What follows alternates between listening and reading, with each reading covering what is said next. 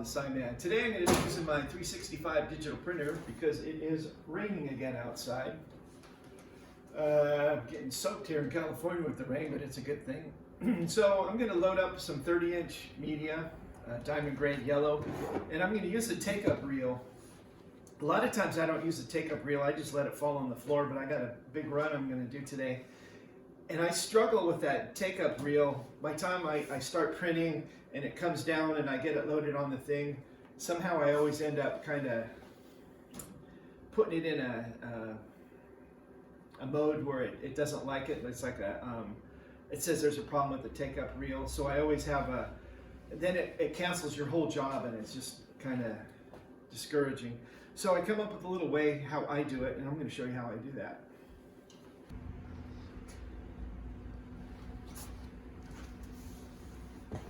All right, on this take-up reel, I have the bottom is the take-up reel, and it comes down over this tension. So what I do is I have some extra. I inherited a roll of green DG3, which I never use because I just never use it. So what I did is I made it like a little liter of it. So what I'll do is I'll leave my media under the roller, take-up reel, put some tension on it, and then I'll take nice diamond grade substrate that I'm going to be using today. Push that up a little bit so it's lined up on the edge of the take-up reel, and I'll get it as close as I can to there. And then what I'm going to do is I'm going to take it.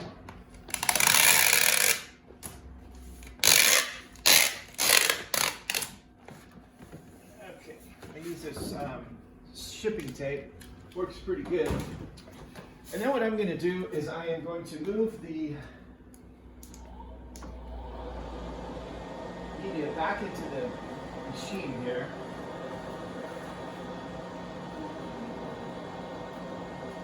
But I'm going to be careful that I don't rewind it too much, that I get the leader into the machine.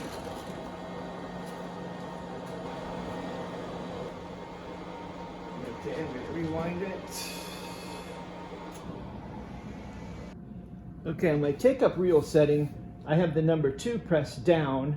It has 1 and 2. 1 will wind it, I guess it'll wind it clockwise. 2 will wind it counterclockwise, where I want my material that's being printed to roll on the roll counterclockwise.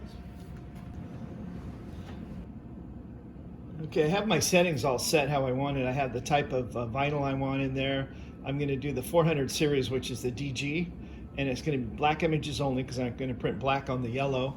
I have the take-up reel is enabled, double-sided off, color calibration recommended. So now I'm ready to go, and the 365 has a nice big menu that you can see compared to some of the earlier printers. I'll go home. It'll tell me my ink levels if I need to replace any ink levels. The only one I'm really getting low on is the magenta, but it's okay for now. And it'll tell me if I need to replace the print heads or any maintenance that's needed, which I don't need any maintenance right now. You've got your printing job that'll tell you how much time's left with temperature and all that. I'll show you that in a minute. The roll, I have my vinyl on here, and I can move it by, you just click the move, and you can either rewind it or advance it, which I'm not going to do right now because I have it set where I want it. I'm just going to go to the home, and we'll send our job off over to the printer. Okay, here's my signs I'm going to print today. I'm going to print some falling rock symbol, W1-1 to the left. These are my stop aheads. I'll show you how I do those. What I do on my stop ahead is I'm going to go ahead and print it out. This is all going to be printed on yellow on DG3. And this is where the stop symbol sign is going to go. The reason I don't print it all at once is because it has a white border around there. And since I'm using the yellow media, you can't print white. So I make that little stop sign separate.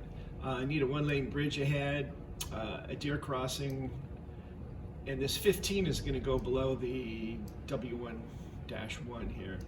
But this watch for wildlife is going to go below here. I know that's probably not MUTCD compliant, but this is, and it's just, you know, to watch out for deer. Somebody up in this way far out neighborhood in the county incorporated area, it's almost towards the Lake County line, was complaining because they see dead squirrels on the road and birds and squirrels and chipmunks, and she said people are deliberately running over the wildlife. I don't think anybody really deliberately does that. So, you know, here at the county, we have to appease everybody. So I put up the deer sign. Somebody stole it. That's probably the most stolen sign I have. And then it says, watch for wildlife below it. This is compliant.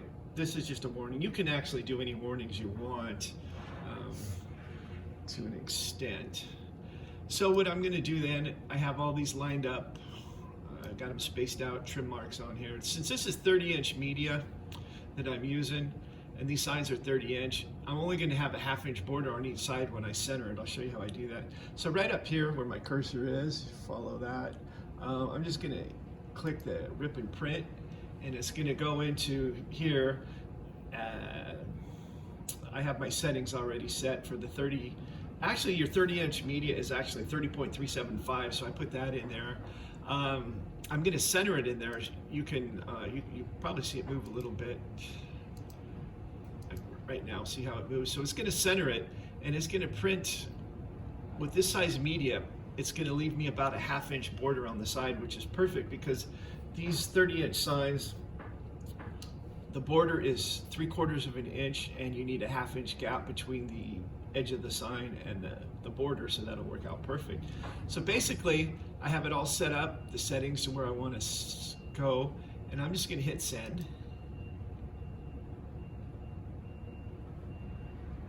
And it sent it over to my production manager right here, and it's processing.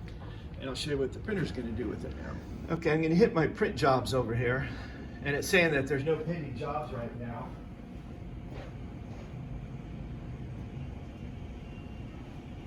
And I just had to click one little thing on there and said, let it know that it's different settings from last time it was printed. So now what it's doing, it's preparing to print, and you can see it's going to have to cure the ink at 225 degrees. So it's warming up now. It's 90 degrees. And it's these fans right here, and underneath where my fingers are, where you're not supposed to put your fingers, it gets up to 225 degrees to cure the ink. Okay, so I'm going to turn my light on, printer.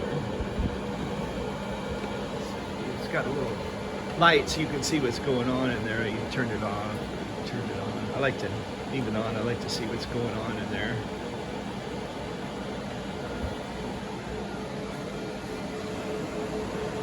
And there's the print head. It's getting ready. We're up to 196 degrees. And this will really warm up the shop when it's blowing out 225 degree heat from the printer.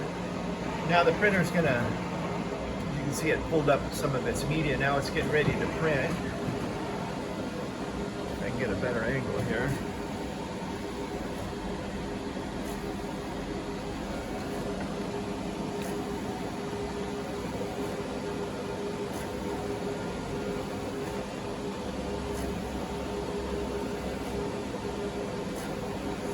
And there you go. As you can see on that far side over there, it's going to leave some space over there, a little bit larger than a 1/2 inch. That's why I have this media. It's 30.375, but the actual from one end of the border to the other border is 29 inches. So I have it centered exactly in there. And I'm not really going to need any trim marks on this because I can just feel on the edge. I'll show you how that works later. But for now, the printer is just going to take off and it's going to do its thing. And it's going to start printing out those, I believe the falling rock sign was first. Back to the menu, you can see what my images are that I'm going to print out. The 2 falling rocks, the turn sign, turn warning, 3 of the stop aheads, a 1-lane bridge, the deer sign, a 15 mile an hour, and then the watch the wildlife. So it's going to take 62 minutes to print all those signs out. You think, well, that's a long time. Well, it is. But while it's doing its 62 minutes, I'm going to be productive and be doing other things. So it's kind of like if I was to have somebody in the shop helping me, they would have to make these signs the old way, and it would probably take them longer than an hour, definitely longer than an hour to make all those signs. So this is, the HP 365 is basically like having another guy in the shop.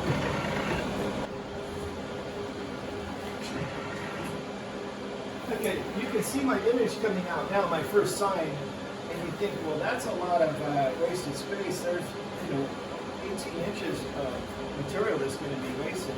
But what I do when I trim this off, I'll trim it off, and I'll be able to reuse this on other signs, so it's not going to go to waste. Okay, here's a lot of my scraps that I have.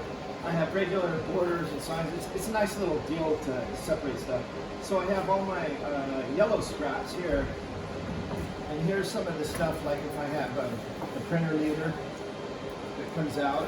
So I have all this to save up that I can use. I have more scrap sizes. This is one that failed on me. So the border got messed up, so I aborted the print. And I still got all this to use. And some of the uses that I'll do with the scraps is redo it for signs and stuff. All right, here's a use that I make with the scraps that I have left over. These are Carcinite road markers, and the machine might be a little bit loud. I'm trying to speak up a little bit more so you can hear me. But so we buy these Carcinite markers without any reflective sheeting on them, and then I have the white and the yellow if there's any waste on those. I trim them down. These are 3 by 12, I believe, and those just go right on here. So there's really no waste. We use them for, we can put them on guardrails and, end caps and stuff. So we always have a avenue, I guess you'd say, for our waste. So that's kind of one of the uses. And I just save those up, and when it's raining and stuff, I go out and trim them. You would think I would have hundreds of these trimmed up with the amount of rain that we've had lately. But whenever it's raining now, there's roads sliding and stuff, and I've just been really busy. The guy who used to work with me, Jose, in the sign shop, he moved on to bigger and better things. He went to work for the city of Napa. And so now I'm all by myself. And I get help here and there whenever I need it. But just been kind of trucking along here, doing my thing, making signs when it's raining, and just keeping up on things. Okay, here's the inside of my shop right now. It's about 82 degrees. It was about 74 when I started, but the machine is blowing out 225 degree heat right now. So it can get a little bit warm in here, which is nice. Now it's just feel like I'm at Miami Beach in t-shirts. So sometimes with the heat, I'll just have to open the door.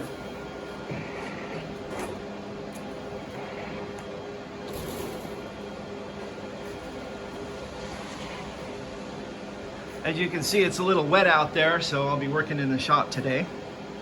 But got to kind of maintain a workable temperature in here. Sometimes it gets so hot that it just really turns into a real sweatshop. Okay, remember earlier I said that it's going to print that job for about an hour? So while it's printing, I've got other things to do.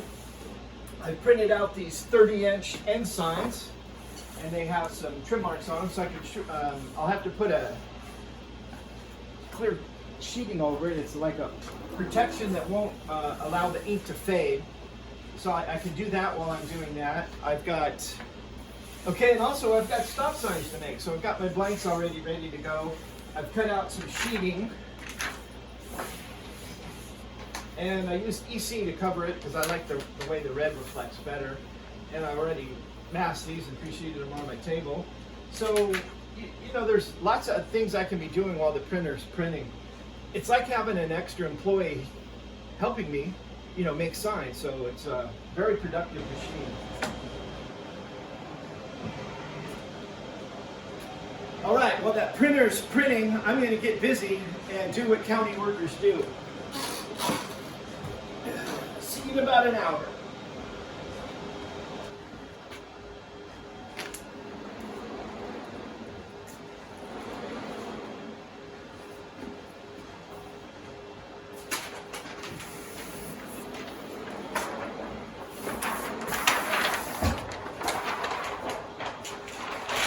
All right, there we go. 2 end signs already sheeted with the reflective sheeting on it, ready to go. I'm not going to put these on sign blanks until I really need them. I know I need 1, but I made a few extra so that I'm always using these. So and I've got the border. It's going to be slightly larger than a 1/2 inch around the sign blank, so all I have to do is center it. So there's what I do while I'm waiting for the printer to print. I still got more to do, so I'll use this time while the printer's printing to be productive. Okay, I'll show you a little bit on the W3-1, which is stop ahead. So what I did is I printed these up, and I made them a little bit bigger so I could trim the little edge around on the printer, and I printed the red on it over the top of the white, and then I covered it with the clear film so it doesn't fade, okay? So because you can't print your sign with a white border on it, so I'll show you what I did. Okay, you might say, well, Bob the Sign Man, those are supposed to be yellow. And you're absolutely correct. They can be yellow. That's the only difference. They're not supposed to be, they can be yellow. These are used for, we have some slides up in the area, and we had to put temporary stop signs up. These signify that there's, construction. These aren't anything permanent, but you still have to, warn the people. And it really shows up the bright orange. So you can see the outline of the sign. And what I do is I have these printed up. These were already covered with the ultraviolet protective, so they won't fade. So are these. But I don't put them on and cover them at the same time because it doesn't give a good coverage area. It leaves a little gap around there. So I have these ready. Boom, put it on the sign blank, trim it up, ready to go. And then these are added on top.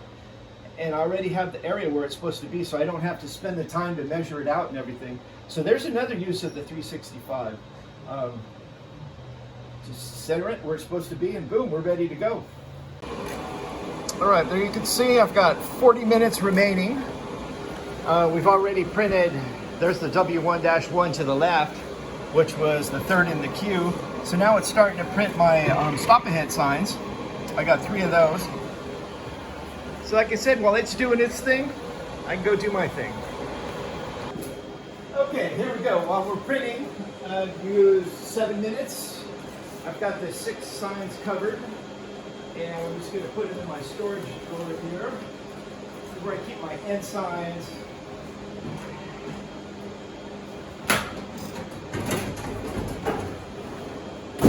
That's it. Be productive while your printer's printing. A lot of counties and cities that I've heard from say that it's too big of an investment for us. I think it was $18,000 for the printer, but it pays for itself. Just think, well, I don't have an extra guy in here helping me. It's working while I'm working, so it's paying for itself, not only in labor save, but efficiency. You're able to print the signs, any sign you want at any given time. You don't have to order your sign and wait for it. I mean, if a sign goes down and I don't have it, I can print it, or I can cut it on my Graphtec cutter, but I can print the sign and get it going and be out of here in 15 minutes and be on and heading out towards wherever the disaster is or whatever. Alrighty. Also, let me show you something. I named my printer Gizmo. Okay? I'll tell you the story behind Gizmo. Okay, why I named my printer Gizmo was after my father. No, his name wasn't Gizmo, but I didn't find out for years later that my mom told me that my dad told her, and he never told me, about the secret weapon in World War II called the Gizmo. What it was a bright candle light, about 3 million candle power, that they mounted on a tank. And what it was to do, if the enemy was firing upon you, you could shine it at them and it would blind them so they wouldn't get your position or be able to attack you. Later on, the British used it at riots to shine in the people's eyes because it was so bright they just couldn't do anything. So we had a cat named Gizmo, and my dad had always used the term gizmo all the time. I never thought of it until my mom told me about that. Then I did a little research on it. You can look it up, just do a Google search, Gizmo, World War II, secret weapon. And you got to realize this was in 1944, and that was pretty high-tech stuff back then. So that's why I named my printer Gizmo. And here's the ink cartridges on the 365. You have magenta, light cyan, cyan. You got yellow, and then you have black. This is OP. It's like a I forgot what it's called. Overprotect. I forgot what it's called. Anyways, what it does is this is water-based inks, and what the OP does, it puts a layer over the top of it so that the ink doesn't move around. It kind of holds the ink in place until it can dry. So it's real simple to change these. You just hit the ink button over there, and it'll say replace. You pull it out, shake it up, push it back in, and you're ready to go. No calibration needed or anything like that. It's just plug and go. Okay, as you can see, as my 365 is printing, I have it set to the edge. As you can see, I'll line this up. And it is slightly larger than 1/2 inch from here to here, which will give me a little bit to trim. I'm supposed to have a 1/2 inch border, but by the time I line it up on the machine, or on the sign blank, I'll have just enough to trim, and it'll give me my precise 1/2 inch border. Okay, we still have 18 minutes to go. We're printing the 1-lane bridge sign right now, which means I just have the deer, the 15, and the watch for wildlife sign left to go. Okay, there it starts with the border on the deer symbol sign. And it just keeps trucking away. And there's my take-up reel. It's doing its job. It's taking up all the stuff so it's not flopping all over the floor. When I first started using the printer, I was constantly getting errors. It would say, it throws out an error if there's a problem, that there's a jam with the take-up reel, and it stops everything,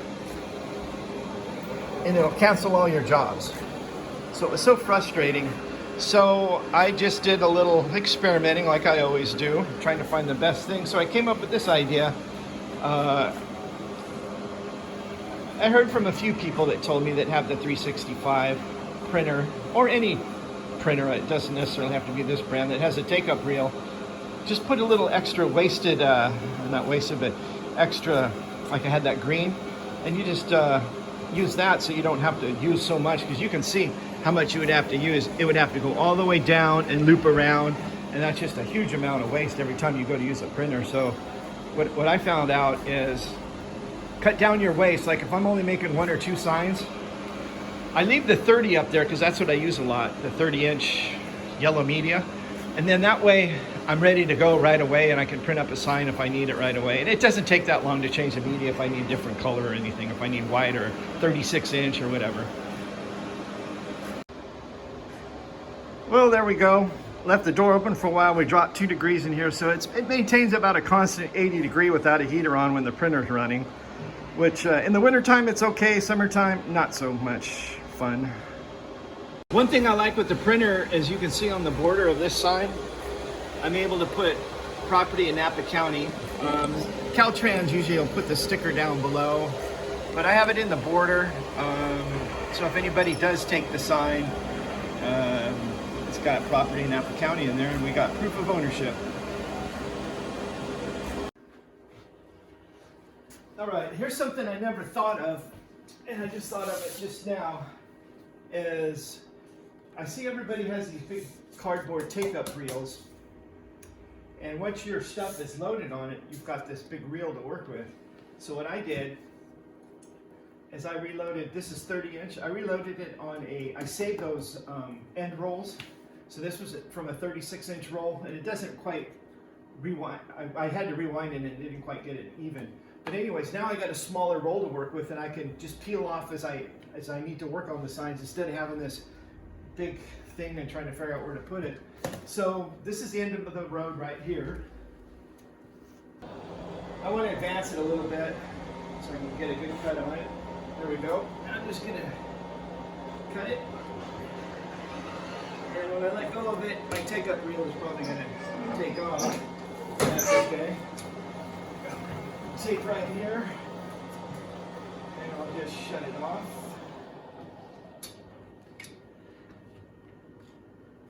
And to take it out is really simple. Flip up on the lever, and you just pull it out. Remove the end cap.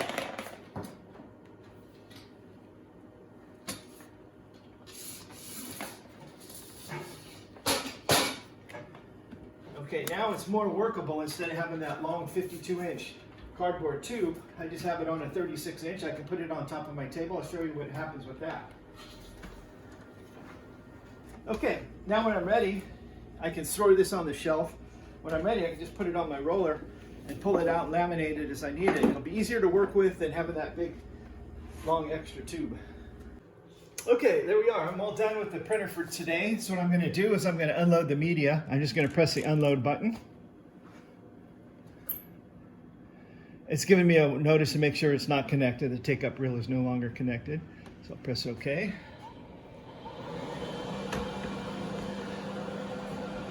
And you can see what it's going to do is rewind itself. Now it gave me a message that it's not fully unloaded, so I'm going to press OK again. Sometimes you have to press it 2 or 3 times. Now it's unloaded, okay? So I'm just going to press OK. Okay, what I'm going to do now is unload the media. I'm just going to grab it here. There's a smaller roll. I have these bungee cords that I use when it gets smaller like this. I'll just attach one to it. So I'm going to unload. Pull it out. I'm just going to leave it here because I don't know if I'm going to use it again. And then to shut down the printer, I'm just going to hit continue. Press it down to unload, or press it down to the load position. And I'm just going to press it, and it's powering off, and it'll shut itself down. All right, there we go. Pretty productive day. It's only about 11 o'clock. The old gizmo came through again, so I put gizmo to rest. It's Friday. I'm not going to use it anymore today. I've still got plenty to do. But anyways, it's a little oversight of, a little insight here of working with the HP 365 for the day. And, I'm always open for ideas or suggestions or anything for new videos or what you need to see with the 365. I've had it less than a year, probably 8 months or so now. Let's see, I got it in July, August, September, October. 9 months I've had it. Always a learning experience with it. Trying new things and, asking other people what they do and they, anything. So, whenever you're in trouble, you know who you can turn to. That's right, just turn to the site. As always, thanks for watching.